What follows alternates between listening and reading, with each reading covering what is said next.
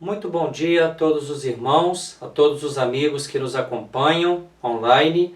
Sou o reverendo Weber, pastor da Igreja Presbiteriana do bairro 9 de Abril.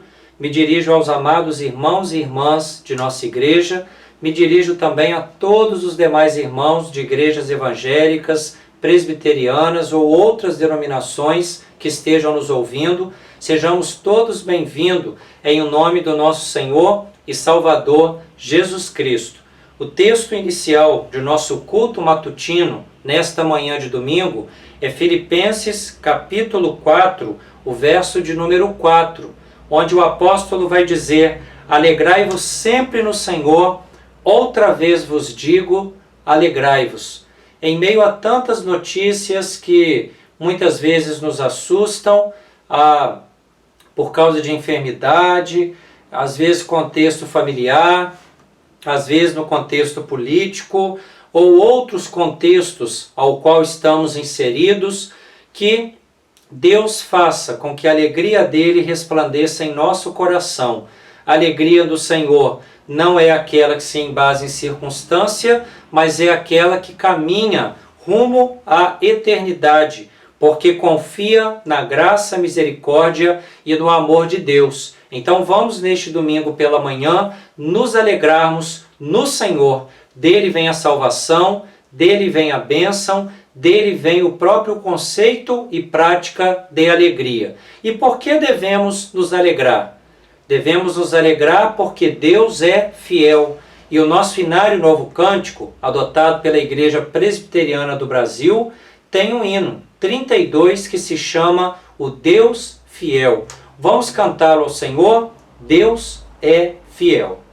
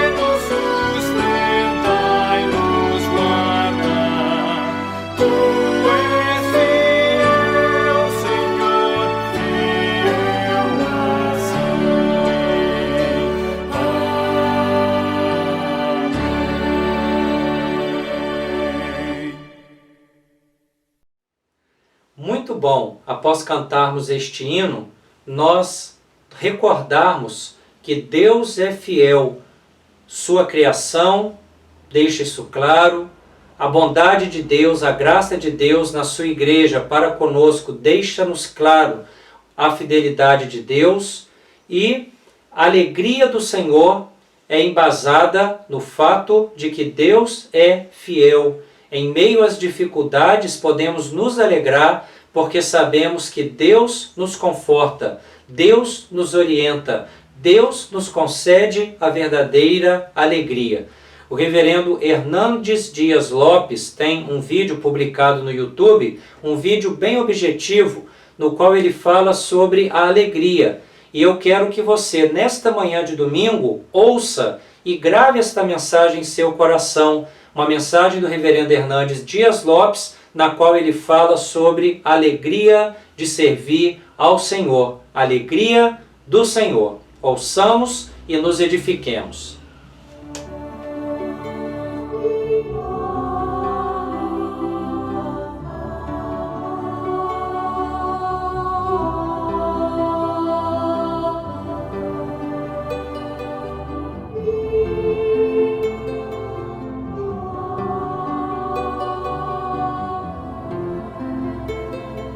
A gratidão é a rainha das virtudes, mas nem sempre esta rainha tem acolhida nos aposentos da nossa alma. Guardamos e registramos no cofre da nossa memória as lembranças amargas, mais do que registramos as experiências alegres. Nós temos a tendência de murmurar, de reclamar, de ficar infelizes diante das dificuldades da vida. Mas a Bíblia nos ensina a ter um coração grato. E você e eu temos motivos para sermos gratos.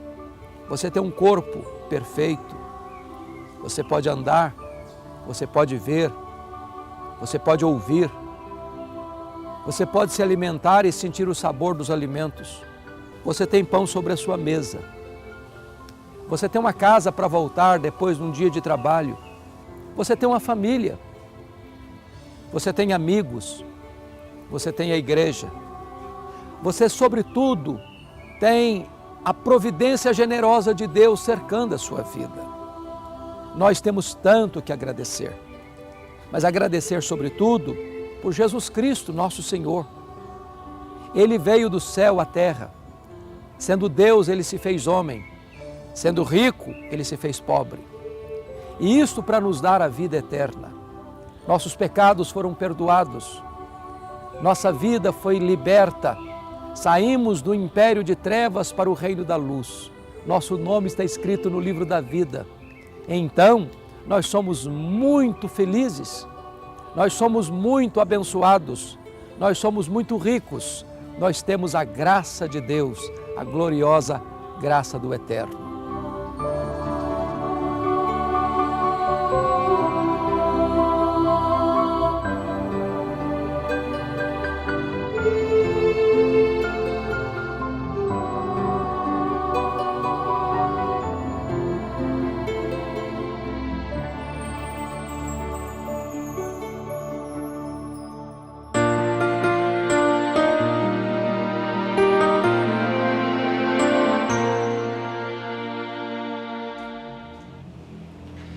Irmãos, Provérbios capítulo 22, o verso 9 diz: o generoso será abençoado, porque dá do seu pão ao pobre. Ajudar os necessitados é muito importante para a igreja. Ajudar não para fazer algum tipo de troca, não por alguma relevância social, mas ajudar para glorificar ao nome de Deus. Nós não ajudamos o pobre porque há uma teologia do século passado para cá que vai enfatizar a ajuda aos pobres. A nossa igreja não se embasa em modismos teológicos. Nós não ajudamos o pobre porque algum político, porque algum teólogo hoje enfatizou que é para ajudar o pobre. nós ajudamos o pobre porque o próprio Deus coloca em nosso coração esse desejo, um desejo de obedecer a palavra de Deus e responder àquilo que a palavra de Deus tem para nos ensinar. Como resposta à graça de Deus, nós ajudamos aqueles que são necessitados. Então, Provérbios 22:9 diz: o generoso será abençoado, porque dá do seu pão ao pobre. Ajudar os necessitados gera bênção, gera galardão, mas devemos fazer, acima de tudo, como resposta ao amor que Deus tem por nós. Ele nos abençoou e nos usa para, em nome dele, abençoarmos outras pessoas também. Há um trabalho que a nossa SAF está divulgando. Fiquei muito feliz quando fui procurado. Nossa irmã Cláudia, nossa irmã Clarice, presidente da SAF, outras irmãs se empenharam no trabalho e, graças a Deus, está um projeto muito bom, tudo para a glória de Deus. E houve uma chamada em um jornal nessa semana para divulgar este trabalho que a nossa igreja tem realizado. A glória de Deus, não nossa, mas é um privilégio quando o nosso trabalho é reconhecido e é divulgado. Eu vou passar a chamada do jornal RJTV, que passou nesta semana falando do trabalho da nossa igreja como bênção do Senhor, ajudando os necessitados. Vamos observar? A gente continua mostrando as ações das pessoas aqui no nosso sul do estado que estão distribuindo amor em forma de solidariedade. E como eu disse, o nosso objetivo depois disso tudo tem que ser sim ver essa terra, que é uma casa, se transformar em lar. E no lar a gente cuida um do outro. E é o que tanta gente aqui no sul do estado está fazendo, transformando amor em solidariedade. Vamos ver os exemplos que a gente tem hoje e que cada vez se espalham por mais cidades aqui da nossa região. É o caso da ação de máscaras da Igreja Presbiteriana do bairro 9 de Abril, em Barra Mansa. Eles também estão confeccionando e distribuindo esse material. E é bom a gente reforçar aqui, a máscara é uma grande defesa, precisamos todos usar. Eu só tirei para gravar com vocês, daqui a pouco eu vou novamente colocar a minha. Então, use a sua máscara e, se possível, ajude a fabricar e a distribuir, como o exemplo aí que o pastor Heber vai contar para a gente. Fui procurado pelas irmãs da igreja na semana passada com um projeto muito interessante e criativo. Elas decidiram, neste tempo de pandemia, fazer máscaras, que está sendo muito utilizada, e convocar as pessoas para trocarem essas máscaras por alimentos não perecíveis. E estes alimentos depois serão doados para famílias carentes do nosso bairro e da nossa região. Já está tendo ampla repercussão e você é convidado também a participar conosco.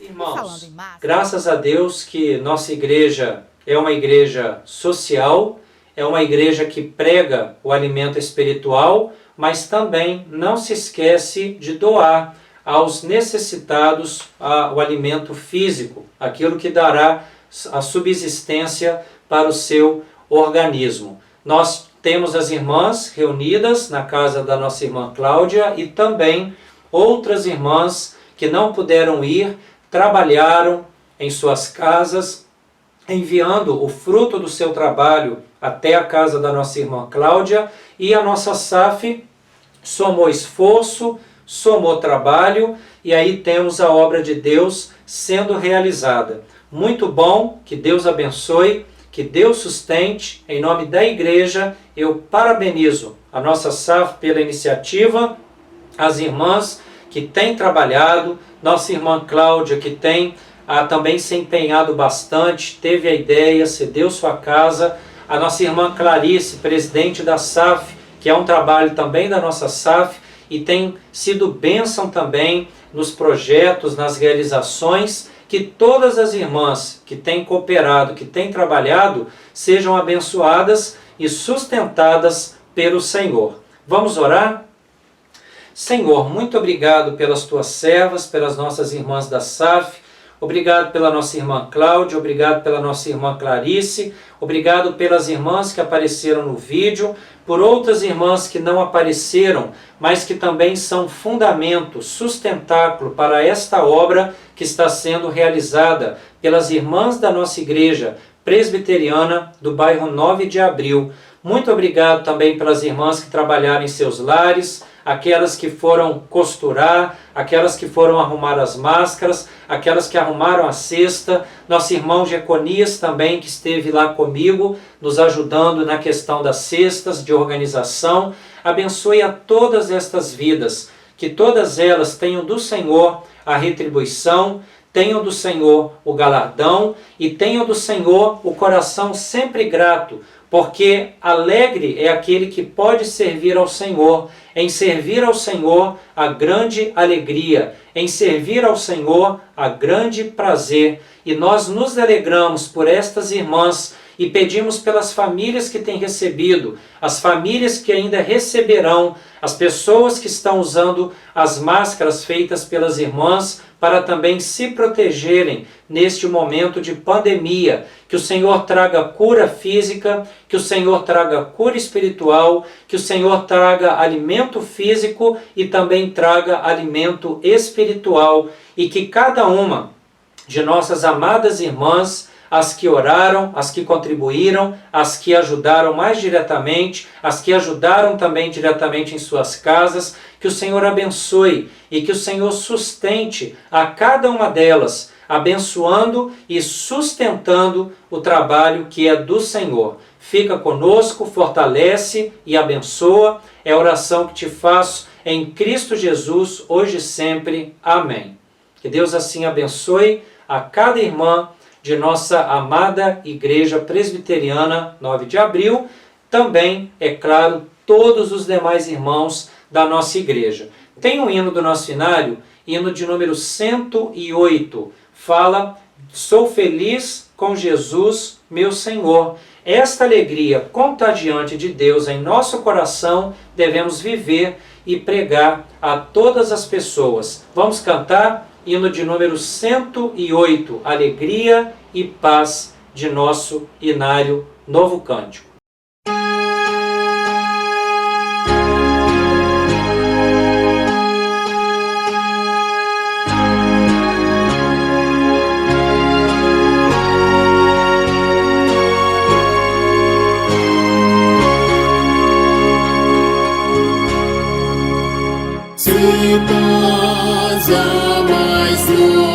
Se me deres usar, se dor a mais forte sofrer, ou seja o que for, tu me fazes saber que feliz com Jesus sempre sou. Sou feliz com Jesus, sou feliz com Jesus, meu Senhor. Embora me assalte o cruel Satanás e com tentações, ó certo eu estou, apesar de aflições, que feliz eu serei com Jesus. Sou feliz com Jesus, sou feliz com Jesus, meu Senhor. Meu triste pecado por meu Salvador foi pago de um modo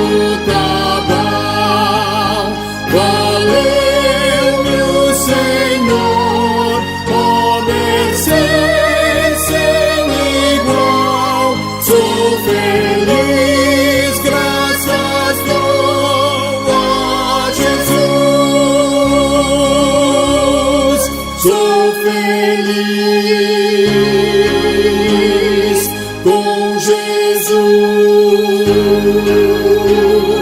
Sou feliz com Jesus, meu Senhor.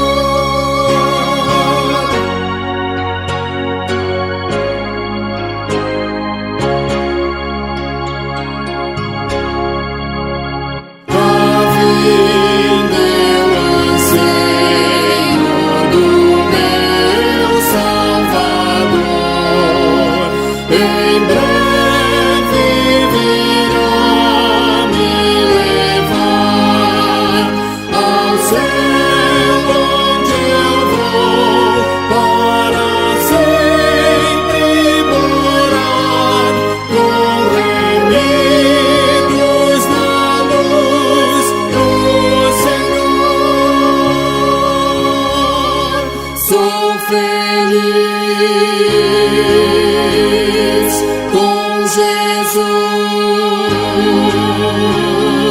sou feliz com Jesus, meu Senhor.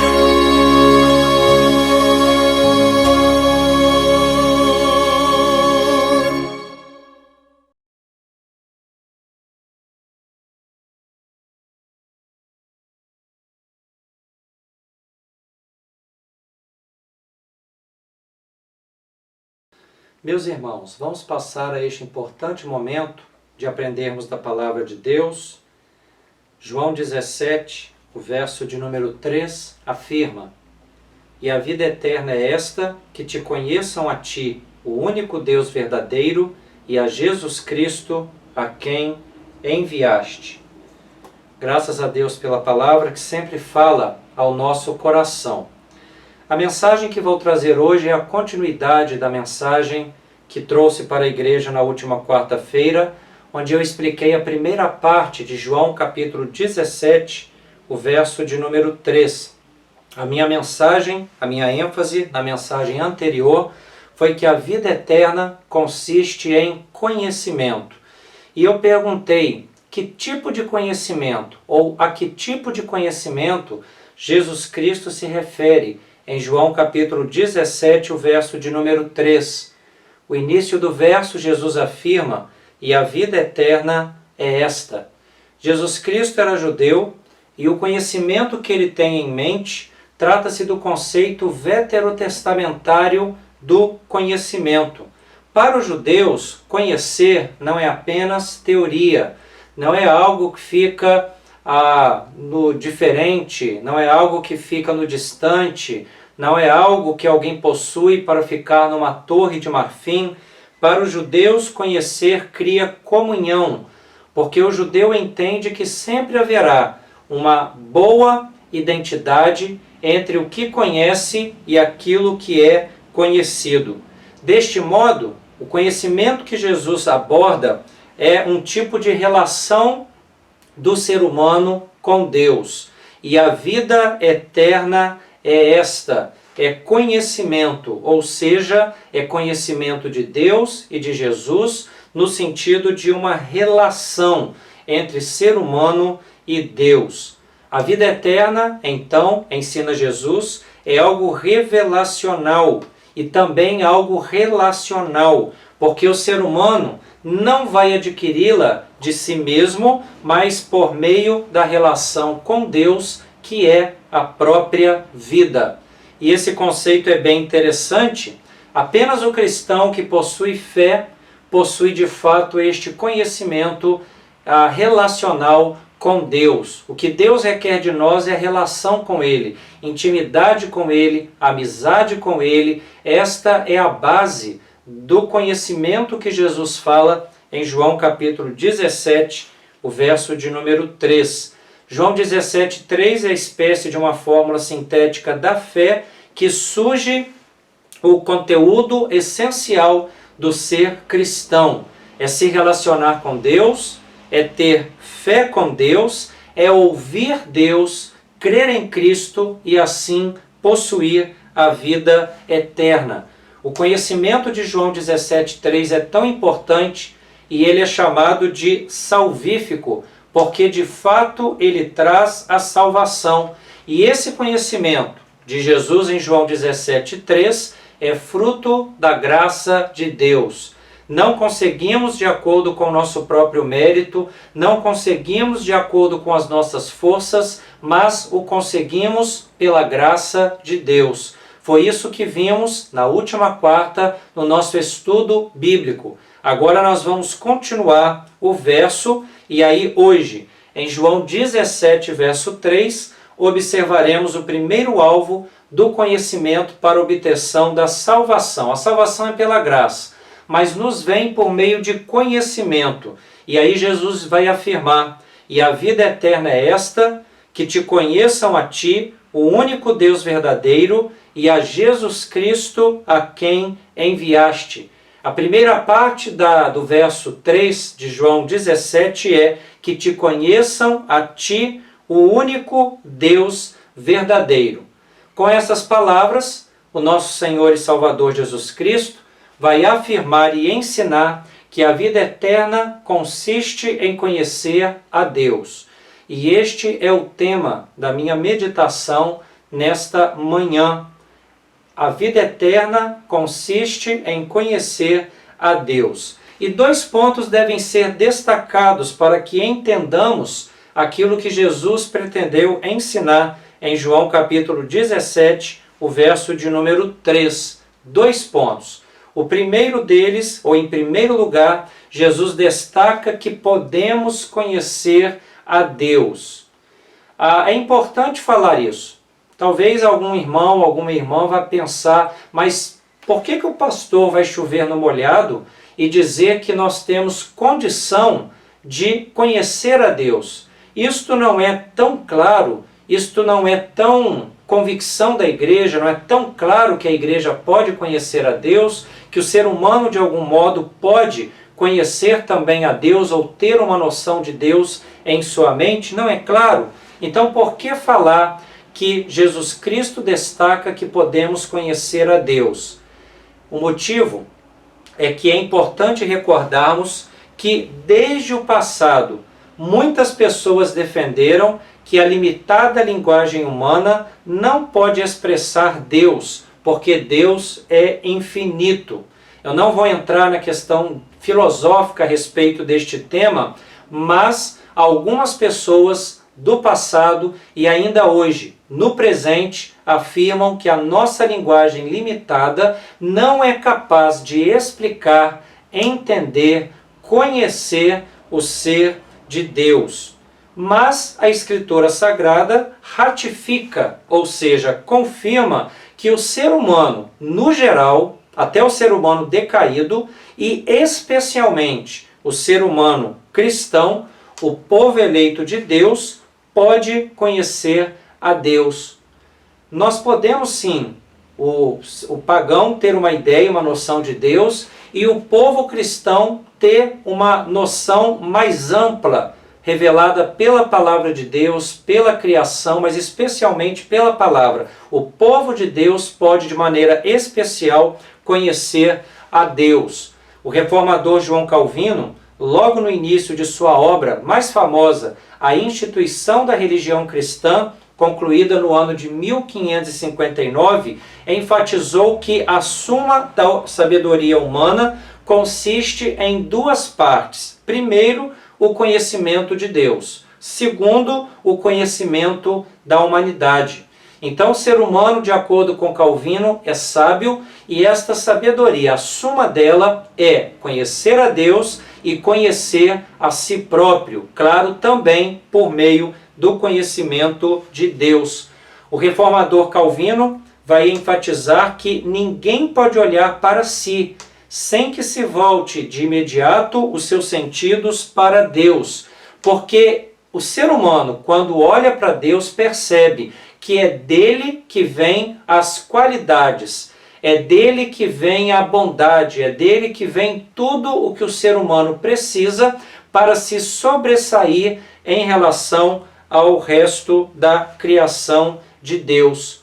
Então o ser humano vai olhar para si e vai buscar uma ideia transcendente de si, vai buscar algo além de si, vai entender que não foi criado do nada, vai entender que há necessidade de um ser superior que dê sentido à sua vida, à sua criação, o seu ser, a sua atividade no mundo. O ser humano, olhando para si, ele é elevado a contemplar a Deus, ele busca a Deus em seu coração.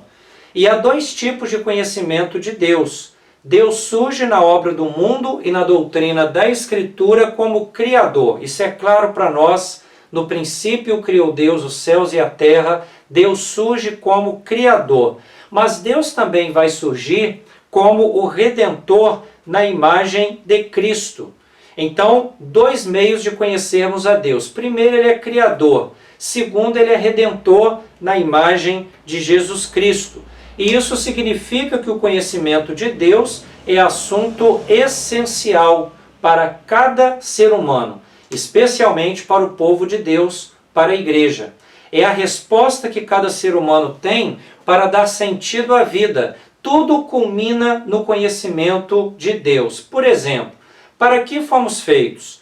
Qual alvo devemos adotar para nós em nossa vida? Qual é a alegria que sentimos que é mais plena? É melhor do que qualquer outra? O que é a vida eterna que Jesus concede? Todas as respostas a essas perguntas serão o conhecimento de Deus. Para dar sentido à vida, o que precisamos? Conhecimento de Deus. Para que fomos feitos? Para conhecer a Deus. Qual alvo devemos adotar para nós na vida? Conhecer a Deus. O que traz mais alegria do que qualquer outra em nossa existência? Conhecer a Deus. O que é a vida eterna que Jesus promete conceder ao seu povo? É o conhecimento de Deus. Isto é claro na Escritura. O fim do homem é conhecer a Deus, e o conhecendo, o glorifica para sempre. O profeta Jeremias deixa isso claro, Jeremias capítulo 9, versos 23 a 24. Assim diz o Senhor: não se glorie o sábio na sua sabedoria, nem o forte na sua força, nem o rico nas suas riquezas. Mas o que se gloriar, glorie-se nisto, em me conhecer e saber que eu sou o Senhor, e faço misericórdia, juízo e justiça na terra, porque destas coisas me agrado, diz o Senhor. O que Deus se agrada? Daquele que se gloria no conhecimento dele. Oséias capítulo 6, o verso de número 6, também em nome de Deus o profeta vai dizer: pois misericórdia quero e não sacrifício, e conhecimento de Deus mais do que holocausto. O que Deus deseja para o povo de Israel? Deus deseja que o povo conheça de verdade, naquele conceito veterotestamentário de conhecimento, isto é, um conhecimento que crie intimidade, um conhecimento que crie identidade, um conhecimento que crie comunhão. Jesus vai sintetizar tudo isso em João 17,3, quando vai dizer: e a vida eterna é esta, que te conheçam a ti, o único Deus verdadeiro, e a Jesus Cristo, a quem enviaste. Portanto, Jesus pretende, em João 17,3, ensinar, em primeiro lugar, que o ser humano pode conhecer a Deus. Especialmente, que o texto se dirige aos cristãos, ao povo eleito de Deus, especialmente o povo de Deus pode, de fato, conhecer a Deus por meio da Escritura Sagrada. O segundo ponto que podemos destacar para compreendermos o que Jesus quis ensinar em João 17,3, ao afirmar que a vida eterna é esta, que te conheçam a ti, o único Deus verdadeiro, é que o Deus que deve ser conhecido por seu povo é único e verdadeiro. Com estas palavras, Jesus vai nos ensinar o segundo ponto. O povo de Deus deve saber quem é o Deus que cultua. Se não conhecermos a Deus, se não diferenciarmos a Deus daquilo que as pessoas chamam de Deus, teremos grande dificuldade, porque podemos cair no equívoco de cultuar não o Deus verdadeiro, mas sim o Deus inventado pelas pessoas, pelos pagãos. Para o cristão, o que é conhecer a Deus? Não é apenas conceber que algo seja Deus. Vai além disso. Conhecer a Deus não é dar apenas teoria a respeito de Deus, não é apenas dizer o que Deus é através dos conceitos bíblicos, na teoria apenas, através dos conceitos filosóficos, através de ideias, definições e assim por diante. Conhecer a Deus não é apenas conceber que algo seja Deus, vai além disso. Conhecer a Deus é compreender neste assunto o que é útil para a glória de Deus. Significa que conhecer a Deus é possuir religião e piedade. Conhecer a Deus é algo prático. Não a prática que não tenha teoria, que seja preguiçosa para ler, que não conheça. Pelo contrário, conhecer Deus é aquele que possui religião e piedade. É possuir religião e piedade. É algo que é prático, no sentido de que partimos da teoria e testemunhamos em nosso coração que de fato conhecemos a Deus. E o que é piedade? É a união dos sentimentos de reverência e de amor a Deus. O indivíduo piedoso é aquele que é reverente, é aquele que ama a Deus e que une reverência e amor a Deus. O piedoso é aquele que conhece os benefícios de Deus em relação ao seu povo, conhece a graça, conhece a misericórdia, experimenta o zelo, o cuidado, a ação fraternal de Deus no meio do seu povo, ou melhor, a ação paterna de Deus no meio do seu povo. Cristo sim exercendo uma ação fraternal no meio do seu povo. O indivíduo piedoso é aquele que conhece os benefícios de Deus em relação ao seu povo. O que Deus faz em relação à criação, o que Deus faz em relação ao seu povo. Assim o homem piedoso responde à palavra de Deus em obediência, louvor, confiança e fé. Então todo cristão é chamado à piedade, é chamado a ter obediência, louvor, confiança e fé. A atitude das pessoas piedosas em procurar entender quem é Deus está enraizada desde os primórdios do cristianismo. Lá no primeiro século da era cristã, na pregação da igreja primitiva, já observamos os crentes tendo que distinguir quem é Deus e o Deus cristão em relação aos deuses, com D minúsculo, pagãos.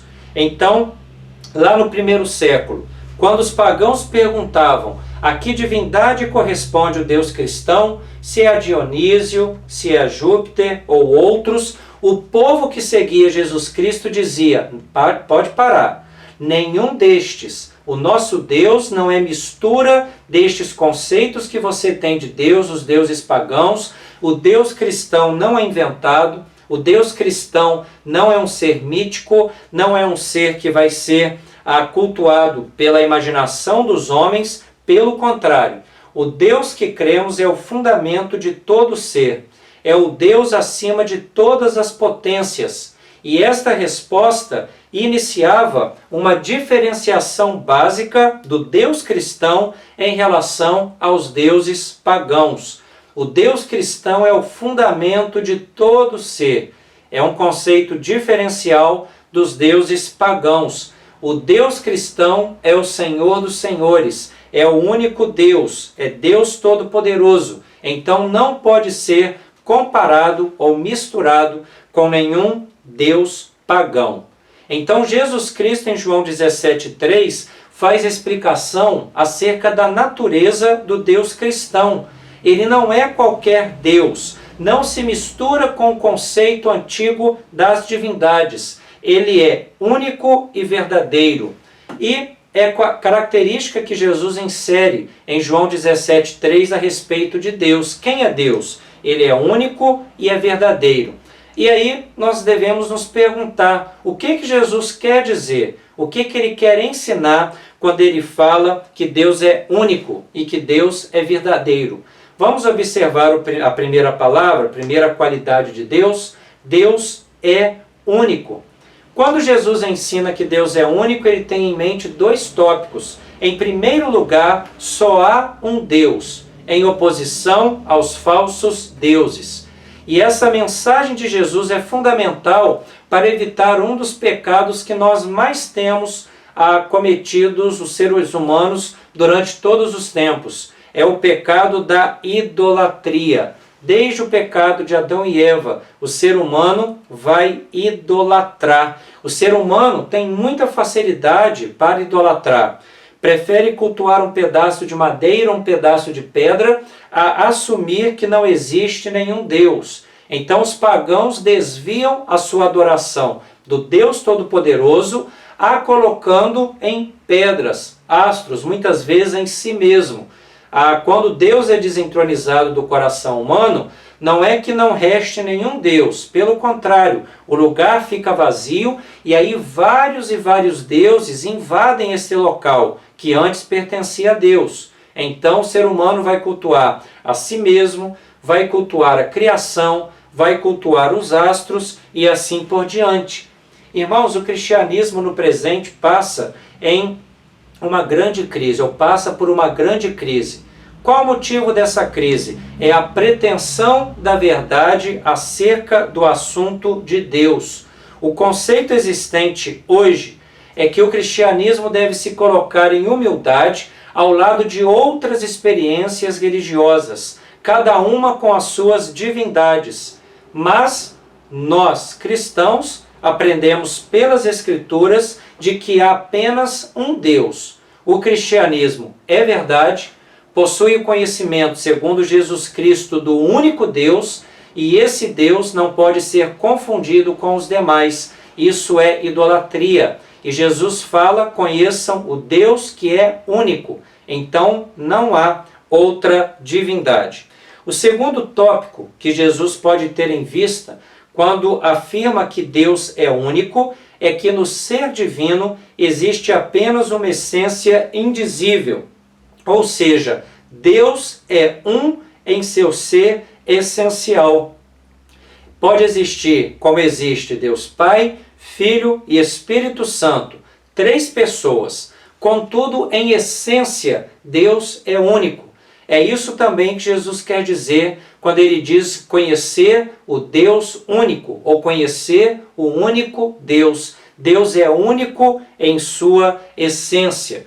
E um dos textos claros do Novo Testamento que falam desta verdade é Tiago capítulo 2, o verso de número 19. Diz assim: crês tu que Deus é um só? Fazes bem. Até os demônios creem e tremem. Nesse texto é deixado claro para nós que até o próprio demônio tem um conceito correto de Deus, no sentido de que Deus é único em essência. O diabo sabe que Deus não é fragmentado, o diabo sabe que as coisas, aliás, não são deuses, mas o diabo sabe que existe um Deus único em essência, e ele, até os demônios, creem e tremem. Só que é uma fé apenas histórica, não salvadora, é uma fé que não transforma, que não é transformadora na vida do diabo. Então ele tem ideia correta de Deus, mas esse conhecimento não é salvador. E isso tem ocorrido também em muitos seres humanos. Muitas pessoas são inteligentes, muitas pessoas, através de suas pesquisas, têm conceitos ou chegam a conceitos corretos acerca de Deus, mas infelizmente não permitem que esse conhecimento as transforme. Não é um conhecimento salvífico acerca de Deus. Muitas vezes é até bíblico. Citam Bíblia, conhecem grego, conhecem hebraico, estudam, fazem exegese, têm correta hermenêutica do texto, mas não é um conhecimento de fato salvador.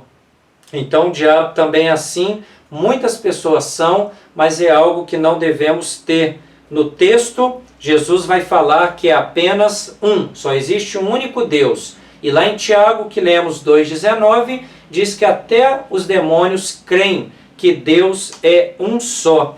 Então eu concluo esta parte afirmando que Jesus ensina que Deus é único, com o objetivo de fazer com que o cristão saiba distinguir Deus das invenções dos pensamentos humanos. Agora observemos o que Jesus quer afirmar quando ele diz que Deus é verdadeiro. Recordemos em João 17,3, Jesus vai afirmar: e a vida eterna é esta, que te conheçam a ti, o único Deus verdadeiro. Jesus Cristo diz ousadamente que Deus é verdadeiro.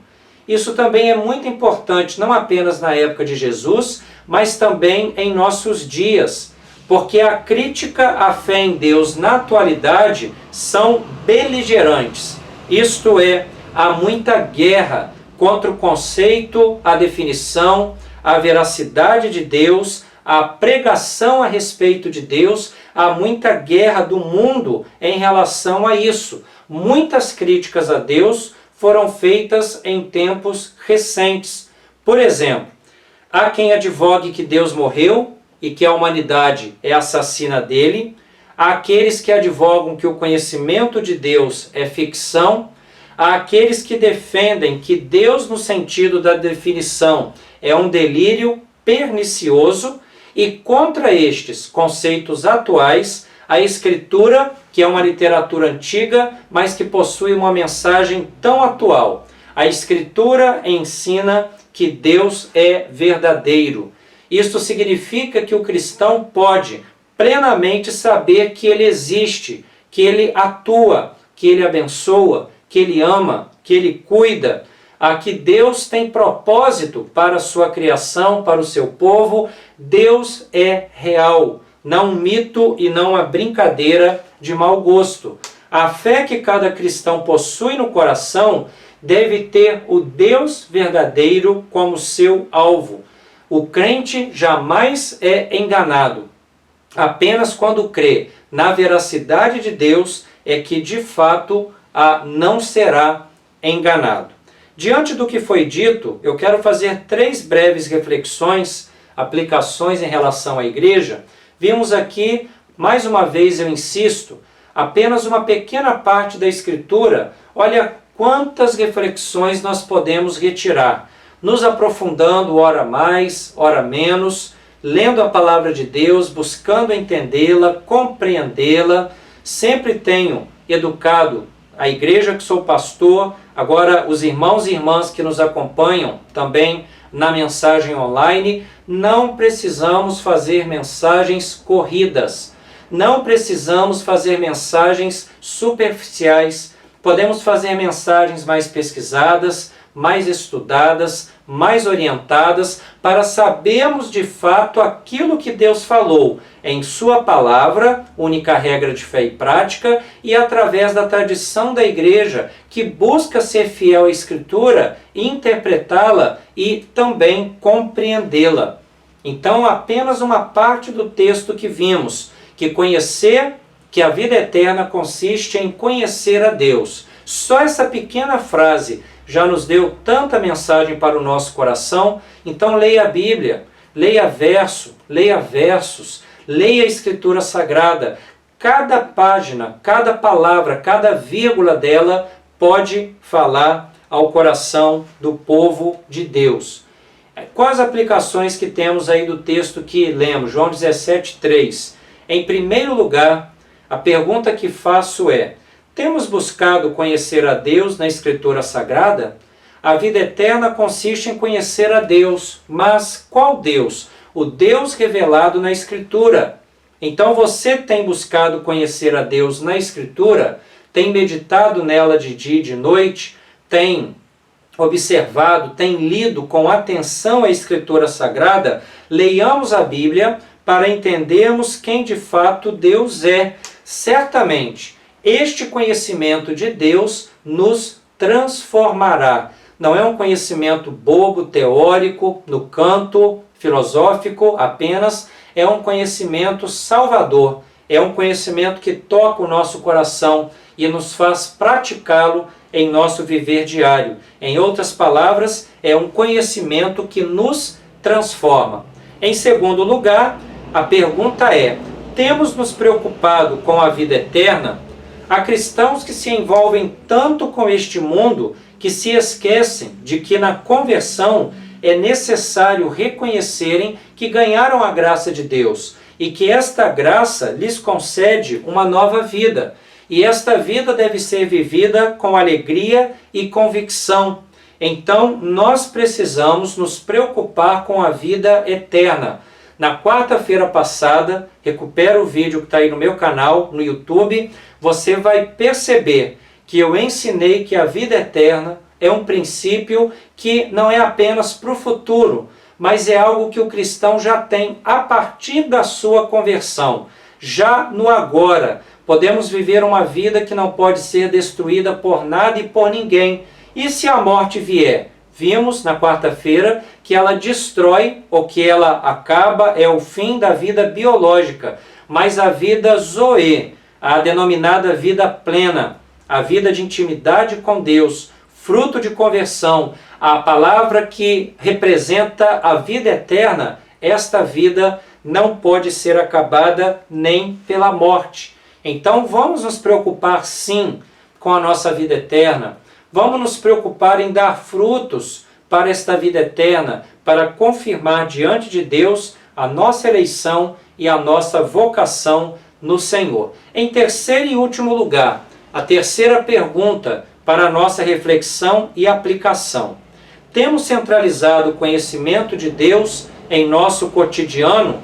Há cristãos que fazem tantos planos, mas se esquecem de centralizar Deus em seus corações. Irmãos, não olvidemos, ou seja, não nos esqueçamos de Deus.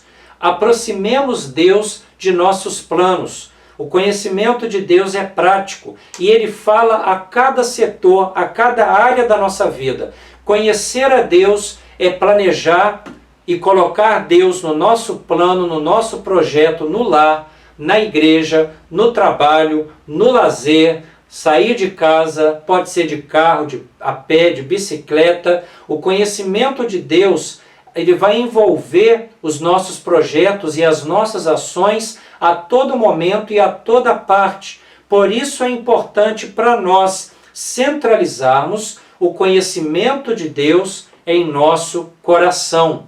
Então não deixe para amanhã o que se pode fazer hoje. Já hoje, centralize Deus. Ouça a graça de Deus em seu coração e assim seja transformado pelo conhecimento que Jesus fala em João capítulo 17, o verso de número 3. Que Deus abençoe a cada um, que Deus sustente a cada um de nós e que essa primeira ideia da vida eterna em João 17, 3, que consiste no conhecimento de Deus, tenha falado ao nosso coração. Numa próxima mensagem, nós vamos ver a segunda parte, a parte final de João 17, 3, que a vida eterna consiste em conhecer ao Cristo que foi enviado por Deus. Que Deus nos abençoe e nos sustente, hoje e sempre. Amém.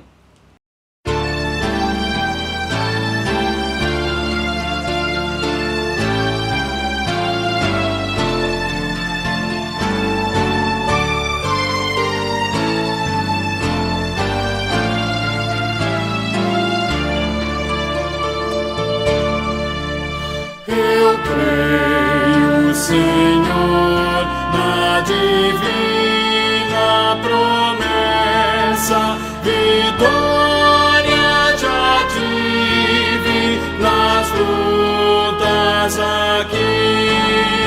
Contudo é muito certo que a gente tropeça, por isso, Senhor, eu preciso de ti. A luz que me guia no escuro caminho fulgura de cima do sol criador. Contudo não posso ser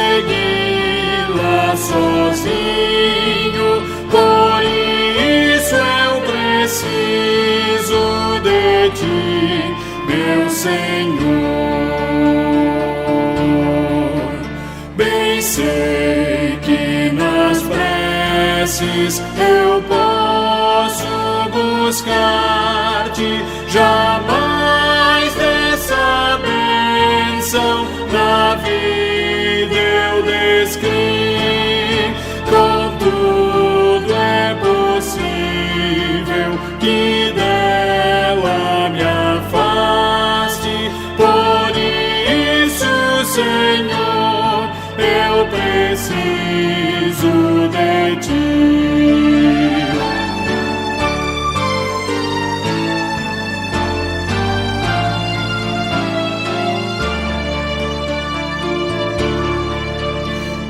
Esforços da terra, precário destino, empenho dos homens, riqueza o que for, não valem a bênção do reino divino. Por isso eu preciso de ti, meu Senhor. Amém.